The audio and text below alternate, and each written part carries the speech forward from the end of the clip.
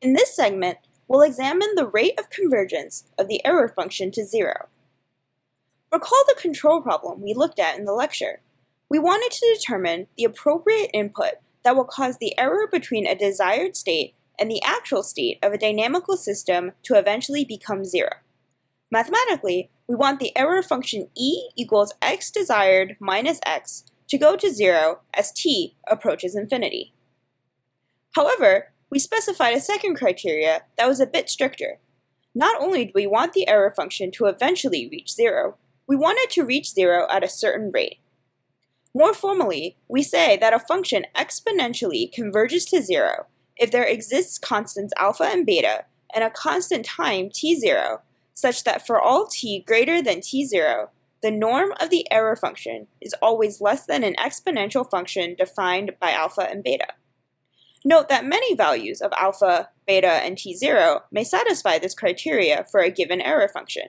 We only need to find one such function.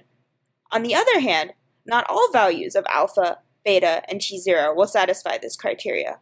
Again, we only need to find one set of values that do fulfill the criteria. Throughout this course, we will use a PD or PID controller as our method for controlling a quadrotor. In lecture, we discuss the behavior of this controller under different values of kV and kp in the context of controlling the height of a quadrotor. For a well-tuned PD controller, we saw a response curve that looked like the one you see here. We can calculate the error of such a curve by subtracting the actual height at each point in time from the desired height. The result is the curve illustrated here. We can see that the curve clearly converges to 0, indicating that our system eventually reaches its desired height. For exponential convergence, we are concerned with the magnitude of the error function and want to see how quickly it goes to 0. On the plot on the right, the red curve plots the absolute value of the error over time. We see the error is bounded by an exponential function, the dashed curve.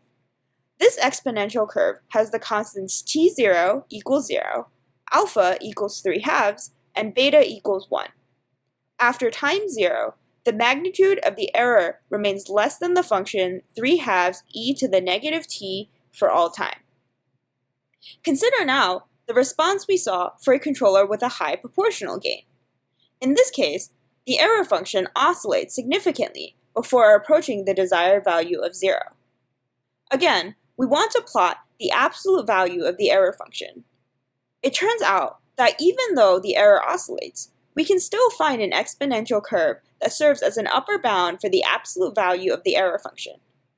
Thus, this oscillatory error function also converges exponentially to 0.